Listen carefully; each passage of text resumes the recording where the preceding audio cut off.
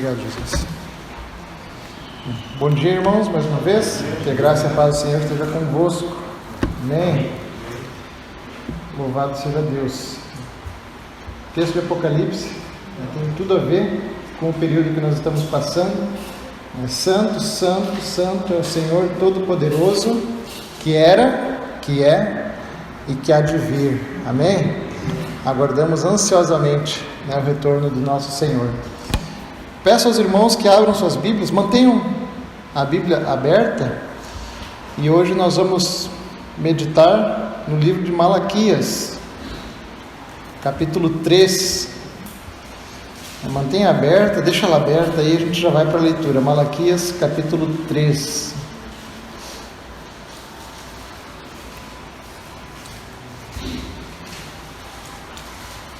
Irmãos, nós estamos meditando e aguardando a vinda do nosso Senhor. Aquele momento em que, como o pastor Duane pregou ontem, que nós vamos tirar essas vestes sujas, vamos nos revestir, o Senhor vai nos revestir de um novo corpo, novas vestes. Mas enquanto nós estamos aqui, a gente olha para o mundo, olha para os lados, e a gente vê que há um problema grave com o homem, há um problema grave com a humanidade, e a gente vê que não era para ser assim, porque no princípio o Senhor criou todas as coisas, e Ele olhou a sua obra e disse que era tudo muito bom, era perfeito. Porém, Adão, em sua livre vontade, ele escolheu ver o mundo através não dos olhos do Senhor, mas através da interpretação da serpente. E ele peca contra o Senhor, e a partir dali então a imagem do homem, a comunhão perfeita do homem com Deus e a imagem de Deus que estava no homem foi corrompida. E em Gênesis 6, capítulo 5, nos diz que o Senhor viu então que a maldade havia se multiplicado e que o coração do homem era continuamente mau em todos os seus desígnios. Então, meus irmãos, a gente vê que o fruto disso, de lá até aqui, foi morte, destruição, pecado.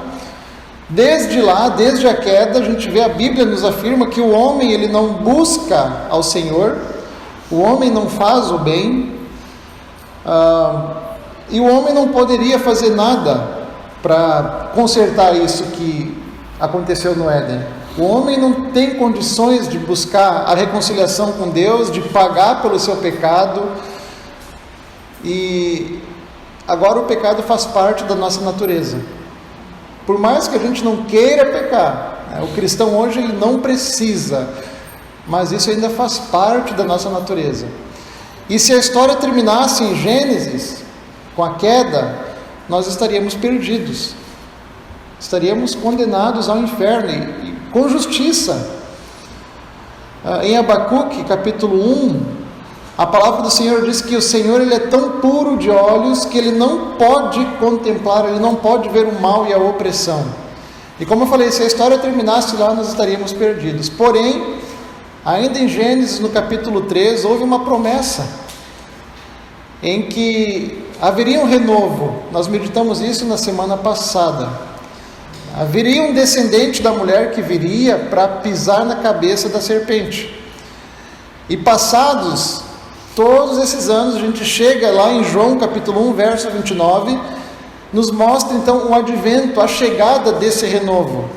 Lá no texto diz o seguinte, que no dia seguinte viu João, João Batista, viu João a Jesus que vinha para ele e disse: eis o Cordeiro de Deus que tira o pecado do mundo. Então, meus irmãos, ele veio, mas porém apenas o seu nascimento não teria como remover o pecado do coração do homem. O Senhor na criação, Ele fez todas as coisas pelo poder da sua palavra, mas Ele não poderia retirar o pecado do coração do homem somente com o mesmo poder que operou na criação. Apenas com o nascimento do Senhor não removeria o pecado, haveria um preço muito maior a ser pago. Hebreus capítulo 9, verso 22 diz assim: com efeito, quase todas as coisas, segundo a lei, se purificam com sangue, e sem derramamento de sangue não há remissão de pecados. E no verso 28 diz assim, falando sobre Cristo, o sumo sacerdote, ele fazendo seu papel de sacerdote: assim também Cristo, tendo se oferecido uma vez para sempre, para tirar o pecado de muitos. Então, meus irmãos, Cristo, nosso sumo sacerdote, fez um único sacrifício, perfeito, e Ele oferece a si mesmo então em sacrifício, e Ele derrama o seu sangue justo para salvar muitos injustos, para nos salvar, para que nós fôssemos lavados do nosso pecado. Como a gente cantou ontem aqui, né, o coral, né? Salvo estás, limpo estás, era uma pergunta, né? Estamos salvos e limpos pelo sangue do Senhor. Na preparação, então, meus irmãos, para o advento, a gente lembra do cumprimento das promessas com a vinda de Jesus Cristo, mas nós também lembramos da obra que Ele fez durante a sua caminhada nessa terra. E neste advento, então, nós olhamos para frente e meditamos nessa manhã na promessa da sua vinda. Nós meditaremos essa manhã na promessa da sua vinda. No livro de Apocalipse 22, 20 diz assim: aquele que dá testemunho dessas coisas diz: certamente venho sem demora. E João termina dizendo assim: amém, vem Senhor Jesus. Isso deve ser uma oração nossa, meus irmãos, ansiar pela vinda do Senhor. E a gente vai ver essa manhã que Ele trará não só o renovo, como a gente viu na semana passada, mas Ele também trará a purificação completa de todas as coisas. Assim, meus irmãos, como a luz das velas, aqui a gente não tem uma coroa do advento, né? Mas se você tivesse uma na sua casa, né? A cada domingo você acenderia, são 4 velas, você acenderia uma, simbolizando apenas a luz, que a cada domingo ela vai ficando mais forte, mais clara. Então, meus irmãos, assim como a luz vai ficando cada vez maior, à noite este mundo de trevas não pode impedir o nascer do sol. As densas trevas não poderão impedir o dia do Senhor. O mal não poderá impedir o dia do Senhor, o segundo advento. E Ele vem, meus irmãos, clareando. Ele vem clareando. E logo, logo será dia pleno. Então a gente vai poder desfrutar realmente, plenamente, dos novos céus e da nova terra, onde o próprio Senhor, Ele será o sol da justiça a iluminar todo lugar. Que dia maravilhoso! Antes então de irmos para o sermão dessa manhã, eu só quero ler com os irmãos, quero encher ainda mais o nosso coração com essa santa expectativa, com essa santa esperança do grande dia. Eu quero ler com os irmãos Apocalipse 21, do verso 1 a 4.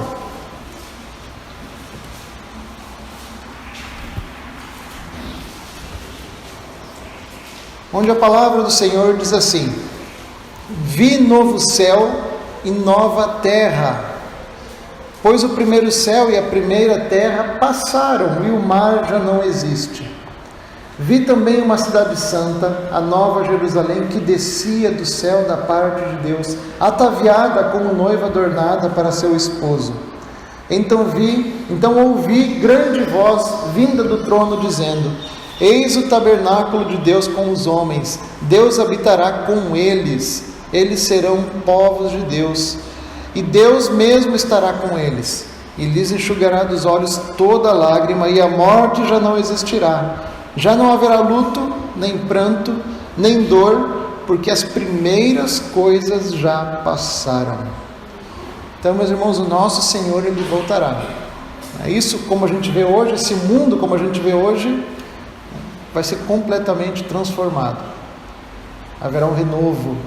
E o Senhor voltará trazendo purificação de todas as coisas.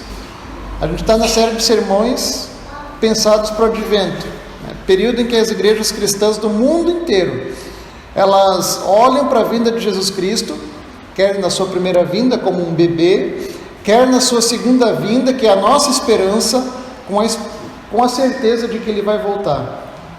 E nós meditamos então nas promessas de que Ele vai voltar.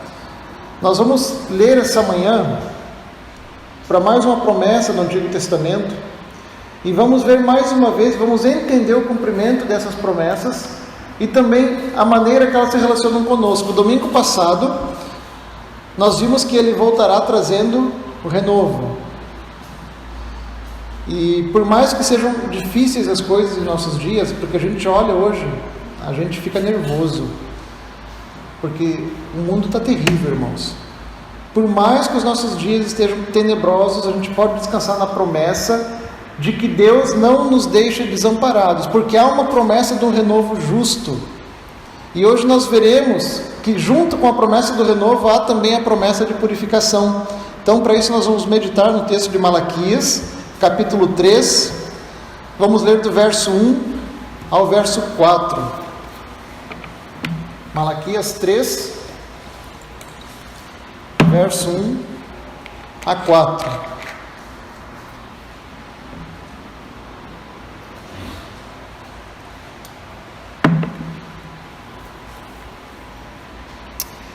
Eu enviarei o meu mensageiro que preparará o caminho diante de mim. E de repente, o Senhor a quem buscais, o mensageiro da aliança, a quem desejais, virá ao seu templo. E ele vem, diz o Senhor dos exércitos. Mas quem suportará o dia da sua vinda? Quem permanecerá de pé quando ele aparecer? Pois ele será como o fogo do ourives e como o sabão do lavandeiro. Ele se assentará como refinador e purificador de prata. Purificará os levitas e os refinará como ouro e como prata, até que levem ao Senhor ofertas com justiça. Então a oferta de Judá e de Jerusalém será agradável ao Senhor, como nos dias do passado, como nos primeiros anos. Palavra do Senhor. Vamos orar mais uma vez? Eterno Deus, suplico a Ti, Pai, esta manhã, que Teu Espírito, Pai, dê a nós, ó Pai, entendimento, compreensão da Tua palavra, que o Senhor possa usar, Pai, a minha vida, apesar de fraca e frágil, limitada, que a Tua palavra, Senhor, possa falar à Tua igreja e abençoar, Pai, a Tua igreja, que ela seja edificada e o Teu nome, Pai, glorificado, em nome de Jesus. Amém. Meus irmãos, imaginem agora a situação do povo quando o profeta Malaquias proferiu essas profecias. Por causa da falta de arrependimento do povo de Deus, o Senhor ele manda Israel para o exílio, isso por volta de 500, 600 anos antes de Cristo. Aí vieram os babilônios, e eles levaram o povo cativo, e uma parte do povo foi para o Egito, outra parte do povo se dispersou, e muitos morreram. Então, essa era a situação. E depois que o povo voltou para a sua terra, é aqui o contexto de Malaquias, depois que o povo voltou para a sua terra, o povo pensou que havia chegado então o renovo que o Senhor havia prometido. Porém, meus irmãos, o tempo passa, os dias são difíceis, e tudo continuava como antes. O povo estava esperando um período de paz, mas tudo que eles tinham era fronteiras cercadas de inimigos. O culto do Senhor era um culto vazio, era um culto superficial. Os sacerdotes haviam se corrompido. Enfim, meus irmãos, todas aquelas promessas de um renovo de justiça que o povo esperava, que o povo aguardava, de um reinado messiânico, tudo isso parecia muito distante do povo, porque a realidade deles era outra. Eles começaram então a desanimar. O amor pelas coisas de Deus foi pouco a pouco diminuindo, e eles começaram então a deixar as coisas do Senhor de lado, e eles começaram a buscar os próprios interesses, porque afinal a gente está esperando e está tão distante, nada aconteceu, e a rotina tomou conta, e eles viraram as costas para o Senhor e começaram a buscar os seus próprios interesses. O texto que nós lemos é parte final do trecho do livro do profeta Malaquias, que fala a respeito da purificação da comunidade, e se inicia lá no capítulo 2, verso 17. É triste, irmãos, nós constatarmos que durante todo o livro de Malaquias, a gente vai ver um povo, e principalmente os sacerdotes, os levitas, eles, apesar da decadência espiritual, ainda eles se faziam de desentendidos diante do Senhor. O profeta falava ao povo em nome do Senhor, e o povo, os profetas, os sacerdotes, os levitas eram falsos, levianos, dissimulados diante do Senhor. O profeta pregava ao povo, e o povo replicava com desdém, com incredulidade. Era um povo cínico. Alguns questionamentos do povo eram: olha, profeta, o Senhor nos ama mesmo? Aonde Deus nos ama? Em que temos profanado o culto a Deus? Eles tinham corrompido o culto ao Senhor, a começar pelos próprios sacerdotes. Outro questionamento: por que Deus não aceita a nossa oferta? Em que nós estamos roubando a Deus? Em que estamos difamando a Deus? É claro que o povo estava sendo cínico, os sacerdotes estavam sendo cínicos, eles sabiam onde estava o erro. E Malaquias, então, ele é datado, meus irmãos, entre 458 e 433 a.C. O que aconteceu nessa época? Isso nos coloca diante de um povo que tinha retornado do exílio da Babilônia, e agora eles se encarregavam de reerguer a nação. A gente sabe pouco sobre Malaquias, né? O nome significa meu mensageiro, e ele foi o profeta, então, que confrontou o povo por sua negligência em relação ao templo. Ele foi o profeta que confrontou o povo, revelando a profanação e a falsidade do coração daqueles que estavam lá. E as palavras do profeta, meus irmãos, ainda hoje continuam ecoando em nossos ouvidos e confrontando toda a falsidade do nosso coração diante do Senhor. A gente vai ver que os profetas Ageu e Zacarias, eles se empenharam ao máximo para motivar o povo a reconstruir o templo. Aí depois, passando 50 anos, agora os sacerdotes e o povo transformaram o culto em mero ritualismo. Era algo que virou rotina, não havia mais aquela importância central na vida deles. O culto era um desleixo, havia apatia na comunidade, a fé do povo de Deus não era mais vivida como aquela força que movia o povo, não era mais essa fé. Agora a fé do povo estava renegada a um simples ritualismo.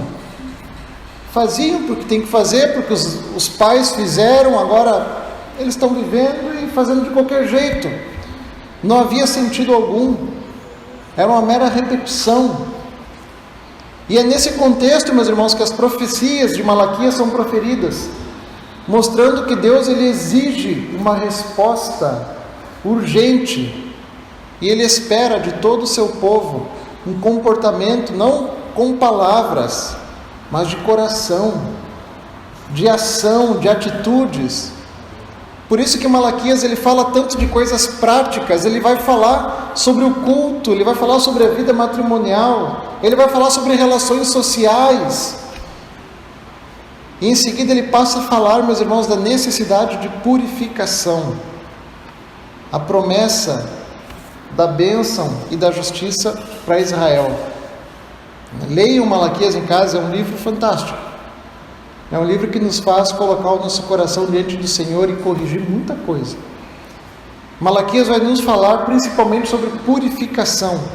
Mas do que isso se trata? Como entender esse conceito? Olhando então para esse panorama, meus irmãos, do livro de Malaquias, nós vamos entender a promessa de purificação, o cumprimento dessa promessa e o que essa promessa é para nós hoje. Purificação. O Senhor virá trazendo purificação. E o processo de purificação, Malaquias diz que será como fogo, do ourives, será como fogo que está limpando o ouro, o metal. Malaquias vai dizer que o processo de purificação vai ser como o sabão lavando a sujeira. Então todo o processo de limpeza, meus irmãos, de purificação, não é algo que faz a gente ri. É algo que pressupõe dor, sofrimento, dificuldades. Não se dá num passo de mágica, não se dá num culto de recarregar as energias. O processo de purificação, meus irmãos, não é de uma hora para outra. Quando você tem uma vida onde a fé se resume apenas num ritual, meus irmãos, não se muda para uma fé viva e verdadeira da noite para o dia. É preciso dedicação, é preciso empenho, é preciso obediência, é preciso fidelidade ao Senhor. E segundo Malaquias, haveria dor e sofrimento. Tudo isso para que ao final da dor e do sofrimento, as ofertas voltassem então a ser agradáveis ao Senhor. Para se ofertar a Deus, meus irmãos, pressupõe uma vida de obediência ao Senhor. Você vem ao culto aqui. O que garante que o Senhor aceita a sua oferta, o seu culto racional, é uma vida de obediência ao Senhor. É uma vida de temor ao Senhor. Pressupõe relacionamento com o Senhor, submissão à palavra do Senhor. Portanto, Malaquias ele está dizendo ao povo para se preparar, pois haveria purificação. Não de ordem moral apenas, mas de ordem plena. O Senhor ia purificar em todas as áreas. Purificação essa que seria executada pelo próprio enviado do Senhor. Então a promessa de purificação, meus irmãos, feita em Malaquias, ela vai começar pelos levitas, pelos sacerdotes, e depois ela se espalharia por toda a nação. Mas qual é a necessidade de purificar o povo? Para que haja reconciliação com Deus e obediência em sua vontade, meus irmãos. Não se trata de uma purificação para que Deus venha. Não é isso que Malaquias está falando. Mas essa promessa, ela trata da presença do próprio Deus a purificar o seu povo, a purificar todo e qualquer pecador. Não é uma purificação para que o Senhor venha, mas é o próprio Deus a trabalhar essa purificação. Então vamos meditar melhor nos sinais e cumprimentos dessa profecia. Verso 1 diz novamente, algumas versões diz: vejam, eu enviarei o meu mensageiro que preparará o caminho diante de mim. De repente, o Senhor a quem buscais, o mensageiro da aliança, a quem desejais, virá ao seu templo, e ele vem, diz o Senhor dos exércitos. Vejam, eu enviarei o meu mensageiro que preparará o caminho diante de mim. Meus irmãos, no Oriente, era costume o envio de um mensageiro avisando que o rei estava chegando. Então o mensageiro ia adiante do rei, ele ia preparando todas as coisas. Ele preparava o local para a recepção do rei, ele preparava as estradas, eles tiravam obstáculos, consertavam algumas partes da estrada, enfim, havia uma série de protocolos que deveriam ser feitos. E a quem Malaquias aqui se refere? No verso 1. Primeiramente, Malaquias ele se refere, na primeira leitura, ele se refere àquele que virá anunciando purificação. Não é aquele que fará, mas ele se refere àquele que virá anunciando purificação. O Senhor Malaquias aqui ele está apontando lá para o futuro. Ele está olhando para frente. E agora, meus irmãos, tendo em mente todo o contexto de Malaquias, em outras palavras, essa profecia diz assim, o Senhor está dizendo assim: olha, eu vou fazer distinção no meio do povo, entre aqueles que são meus e aqueles que não são. O Senhor vai purificar o povo. E como o Senhor fará isso? E Ele está dizendo: olha, eu enviarei primeiro um mensageiro que vai preparar o meu caminho. Em seguida, eu pessoalmente irei até vocês. Eu vou ao encontro de vocês, eu habitarei no meio de vocês, e eu mesmo farei essa distinção.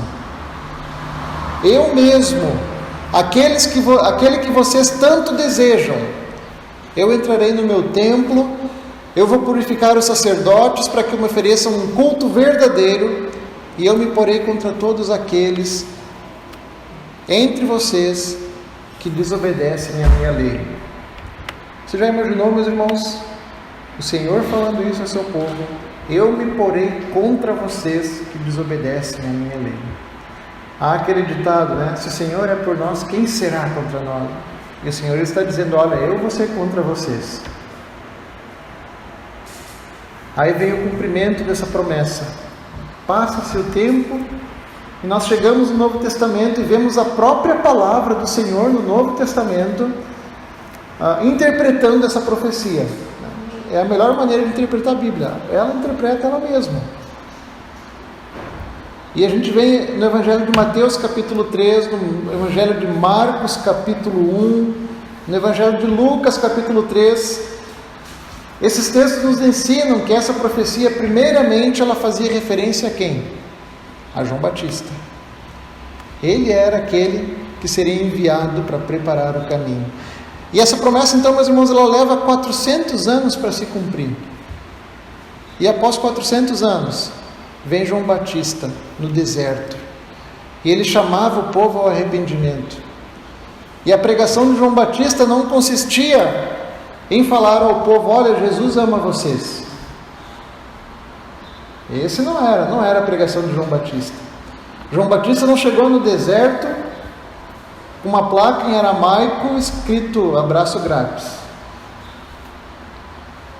Mas ele todo dia ele clamava ao povo, arrependei-vos, porque o reino dos céus chegou. Mateus 3:2. O Rei do céu, o Todo-Poderoso está vindo. Preparem-se para a chegada dele. O Rei está chegando. E não somente isso, meus irmãos, mas a mensagem de João Batista dizia que o Rei ele estava chegando com poder para batizar com o Espírito Santo. Mas não só isso. O Rei também estava chegando com o poder para batizar com fogo, trazendo então condenação àqueles que estavam no meio do seu povo e que não queriam se sujeitar a ele. O Rei está chegando. E Jesus Cristo, em Mateus 11:10, olha para João Batista e diz, interpretando essa profecia em Malaquias, e diz, olha, esse é aquele a respeito de quem está escrito, enviarei o meu mensageiro à tua frente, ele preparará o teu caminho diante de ti. Então, o mensageiro que vem anunciando a vinda do Rei é interpretado pelo próprio Senhor, pelos evangelistas, como sendo João Batista. E João Batista então chega anunciando, clamando, exortando o povo ao arrependimento, e ele vem anunciando, depois de mim, vem alguém mais poderoso do que eu, tanto que não sou digno nem de curvar-me e desamarrar as correias das suas sandálias. E como esse alguém mais poderoso virá? Verso 1 de Malaquias diz assim, ele virá de repente, virá ao seu templo o Senhor, a quem vós buscais, o anjo da aliança, a quem vós desejais, eis que ele vem, diz o Senhor dos exércitos. Vai ser de repente. A palavra hebraica aqui traduzida pelo advérbio de circunstância, meus irmãos, ela é quase sempre empregada nas Escrituras quando se faz referência a uma calamidade ou a algo infeliz que precede a uma ação que vai acontecer, que virá. E, meus irmãos, assim foi a vinda de Jesus Cristo. Ninguém esperava. Daquele jeito, como um menino pobre, eles esperavam um rei que fosse acabar com os inimigos deles, que fosse trazer ordem política, social, mas ele veio de repente, como ninguém esperava, onde ninguém esperava e da maneira que ninguém esperava. E assim, meus irmãos, será a volta do nosso Senhor, de repente. Ao olhar então para o primeiro versículo do texto essa manhã, a gente identifica aqui então João Batista, mas não termina aí. No texto ainda há uma promessa de purificação. Vocês lembram qual era a pregação de João Batista? Mateus 3:2. Arrependam-se, pois o reino dos céus está próximo. Meus irmãos, arrependimento não é algo que a gente procura. Naturalmente não é algo que a gente procura. Não faz parte da gente. Nós não buscamos por isso. Arrependimento pressupõe mudança de atitude. Só que mudança de atitude, meus irmãos, requer sacrifício. Não é fácil você mudar. Requer dedicação, obediência e submissão à palavra do Senhor. O arrependimento ele é um passo da purificação. E no conceito cristão, a purificação ela se dá quando o sangue de Jesus nos lava de todo pecado. Isso é a purificação no conceito cristão. Arrependimento se dá quando reconhecemos o nosso erro e nos submetemos à vontade do Senhor. Então olhamos para João Batista como aquele que anuncia a vinda de Jesus, que vem e cumpre a promessa de purificação de nossas vidas. Jesus cumpriu essa promessa, Ele trouxe purificação. Nele somos lavados pelo seu sangue. Nele somos salvos e purificados de todo pecado. E Malaquias vai usar o exemplo do metal. O metal, para ser purificado, meus irmãos, o ouro, ele é aquecido até ele derreter-se. E quando ele se derrete, então as impurezas elas sobem à superfície e elas são removidas. E o metal então fica puro. Sem esse aquecimento, meus irmãos, sem o derretimento, jamais haveria purificação. E quando as impurezas do ouro e da prata são removidas, quando o metal fica limpo e ele volta ao estado sólido, o que aparece em sua superfície? Aparece o reflexo daquele do ourives, daquele que purificou o metal. Essa é a mesma obra que o Senhor faz no seu povo. O Senhor, ao nos purificar, meus irmãos, fica mais evidente em nós o reflexo de Jesus Cristo. Verso 2 e 3. Mas quem suportará o dia da sua vinda? Quem permanecerá de pé quando ele aparecer? Pois ele será como fogo do ourives e como o sabão do lavandeiro. Ele se assentará como refinador e purificador de prata. Purificará os levitas e os refinará como ouro e como prata, até que levem ao Senhor ofertas com justiça. Justas ofertas. E aqui está, meus irmãos, a outra parte dessa profecia. A primeira parte foi que Deus mandou um mensageiro, João Batista. Agora está dizendo que Ele mesmo chegará. O Senhor em pessoa vai chegar. Meus irmãos, essa verdade deveria fazer o nosso coração estremecer essa manhã, porque essa profecia ela se cumpriu quando o próprio Deus, Ele surge no meio do seu povo na pessoa de Jesus Cristo, o próprio Senhor. E Malaquias aqui ele utiliza o exemplo do ourives, que pega o ouro bruto e leva ao fogo, e ali o ouro é purificado, é refinado, é separado das impurezas que estavam nele. Deus aqui, meus irmãos, Ele está dizendo que Ele tiraria as manchas do seu povo, que Ele seria como a potassa, que é o detergente, é o sabão dos lavandeiros. Ele tiraria as manchas do seu povo, para que eles, uma vez purificados, pudessem mais uma vez se achegar à sua presença e levar a Ele ofertas agradáveis. A gente comemorou ontem, e hoje continua comemorando os 40 anos da igreja. E como eu falei ontem, a igreja do Senhor, ao contrário de nós, a cada ano ela fica mais bela, mais nova. Tanto em pessoas, porque o Senhor ele vai acrescentando pessoas à sua igreja, quanto em novidade de vida. O Senhor ele vai purificando a sua igreja. Então, meus irmãos, Jesus Cristo veio, Ele foi concebido na Virgem Maria. Que milagre, que intervenção do Senhor. E naquele momento em que Ele foi concebido, no momento do seu nascimento, os anjos do céu, ao contemplarem o que o Senhor estava fazendo, os anjos cantaram. Eles cantavam dizendo: glória a Deus nos mais altos céus e paz na terra aos homens a quem Ele quer bem.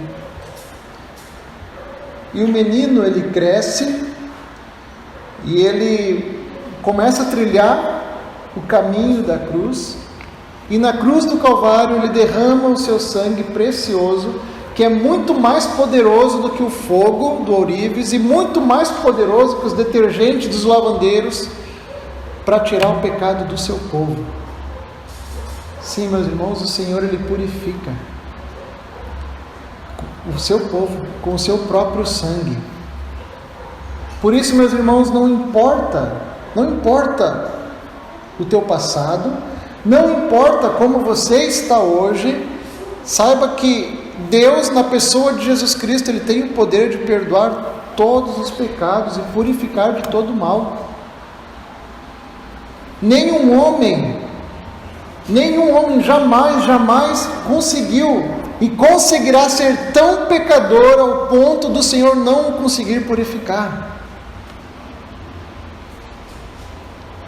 A gente olha para essas palavras e a gente consegue ver aqui, irmãos, tentar imaginar o empenho do Senhor para que Ele pudesse alcançar o seu povo. O Senhor, Ele se empenha de tal maneira que Ele diz: olha, eu vou para o meio de vocês, e eu vou resolver esse problema. A voz da profecia desse livro, meus irmãos, não ficou apenas lá atrás para o povo do Senhor. Meus irmãos, ela não se detém também só no presente, mas ela se estende ao nosso futuro. A intervenção de Deus aconteceu em Cristo Jesus. Nele nós temos uma nova ordem de justiça, de vida. Nele a igreja tem uma nova ordem social. A igreja é realmente o verdadeiro povo, a verdadeira nação, o verdadeiro país. É a igreja do Senhor. Cabe a nós, meus irmãos cristãos, vivermos em obediência à palavra de Deus, proclamando que Jesus é o Senhor, que Ele veio para salvar a pecadores como nós, e que Ele pode purificar toda injustiça, todo pecado, para que a gente consiga ter uma vida santa e agradável ao Senhor. E eu já estou indo para a conclusão, meus irmãos. O nosso Senhor, Ele virá trazendo purificação, amém? Jesus voltará. E é exatamente isso que nós celebramos quando nós comemoramos e nos preparamos nesse período de advento. Como eu falei no início, as velas, as luzes, a palavra, as canções apontam para a vinda do nosso Senhor Jesus Cristo. E ao contemplar essa vinda, meus irmãos, nós lembramos, sim, que Ele já veio, Ele já cumpriu a promessa feita a Malaquias. E ao contemplar o cumprimento da promessa, nós também nos lembramos que Ele voltará. E podemos clamar e dizer: Maranata, vem Senhor Jesus. Antes de executar o seu juízo, a gente viu que Deus envia um mensageiro. E olhando para Malaquias, olhando para os evangelistas, eles apontaram para João Batista e dizem: esse aí é o mensageiro. João Batista é o mensageiro. E ele preparou o caminho para a chegada do Senhor, o Filho de Deus, Jesus Cristo, que veio e nos mostrou como viver. A purificação de nossas vidas, meus irmãos, ela se deu na cruz do Calvário. O Senhor, Ele nos purificou com o seu sangue, para que não vivêssemos mais com medo da morte, da justiça, da condenação, mas que a gente possa hoje estar aqui com o coração cheio de esperança e alegria, aguardando a sua volta, vivendo em justiça, vivendo em amor e proclamando que Ele é capaz de transformar as nossas vidas, que Ele é capaz de trazer renovo, que Ele é capaz de perdoar pecados e purificar o seu povo, em todas as áreas. Hoje nós olhamos para a promessa de Malaquias, meus irmãos, e nos apresentamos diante de Deus como ofertas agradáveis a Ele, não com ouro, não com prata, não com bens materiais, não com dinheiro, mas sim cumprindo o que o Salmo 51:17 diz: os sacrifícios que agradam a Deus são um espírito quebrantado, um coração quebrantado e contrito, ó Deus, não desprezarás. Meus irmãos, o que é o espírito e o coração quebrantado, senão as nossas vidas diante do pecado revelado pelo Espírito Santo e pronto para ser purificado por Ele? Isso é um coração quebrantado diante do Senhor. Busque pureza de vida, meus irmãos, piedade de vida, porque essa promessa ela já foi cumprida e nós podemos viver isso hoje. Neste segundo domingo de Advento, nós aprendemos que uma vez que nós olhamos para trás e contemplamos o cumprimento das profecias em João Batista e em Jesus Cristo, nós devemos também agora olhar para frente e aguardar aquele que um dia virá. Aquele grande dia, onde nós poderemos nos achegar diante do Senhor, meus irmãos, livres de toda sujeira, livres de toda mancha, livres de todo sofrimento, livres de toda dor, de todo choro. Aquele grande dia onde nós estaremos diante do Senhor, revestidos de um novo homem, sem pecado, sem manchas. Meus irmãos, deve nos causar o fato de que hoje, mesmo nós somos purificados pelo sangue de Jesus Cristo, meus irmãos, deve nos causar uma imensa alegria. É verdade que nós ainda carregamos conosco a nossa natureza pecaminosa, mas o Senhor, Ele vai nos purificar. A purificação que Jesus Cristo começou a fazer em nossas vidas, no momento em que o Espírito Santo nos converteu, essa purificação, meus irmãos, ela vai ser concluída naquele grande dia. Aquele que começou a boa obra é fiel e vai terminar essa boa obra em nossas vidas no grande dia, quando Ele vier. Meus irmãos, nesse dia Ele finalmente vai fazer a diferença, como Malaquias falou aqui. Ele vai fazer a diferença entre o justo e o injusto. Naquele grande dia Ele se assentará como o ourives e Ele purificará a sua igreja e vai tirar do meio da sua igreja todos os falsos cristãos que a contaminam. Ele vai tirar toda a sujeira. Não vai ficar nada para trás. Essas palavras, meus irmãos, devem nos fazer nos levar a refletir essa manhã. Em que situação você se encontra hoje? Se o Senhor, Ele trouxer juízo com o seu fogo e purificar a sua igreja, tirando dela toda impureza, você sairia ileso? Você pode dizer essa manhã que os seus pecados foram purificados pelo precioso sangue de Jesus Cristo? Salvo estás? Limpo estás? Esse segundo domingo do Advento, meus irmãos, é um momento propício para nós pesarmos o nosso coração na balança da palavra de Deus. Porque mesmo depois de convertidos, meus irmãos, mesmo depois de convertidos, as manchas do pecado continuam a dificultar a nossa vida. Paulo, ele olha para ele, eu imagino ele gritando, né, desventurado homem que sou, quem pode me livrar? Meus irmãos, nós precisamos todos os dias ir até aquele que pode nos purificar. Precisamos todos os dias ir até aquele que pode moldar o nosso coração e a nossa vida. Aquele que pode nos purificar. Esse é um processo contínuo na vida de todo cristão. E como bem disse o apóstolo João, se dissermos que não temos pecado algum, enganamos a nós mesmos e a verdade de Deus não está em nós.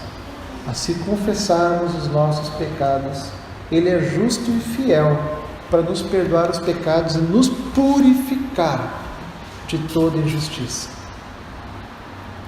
Como está a sua vida essa manhã, meus irmãos? Sua vida tem sido dia a dia purificada para o grande dia do Senhor?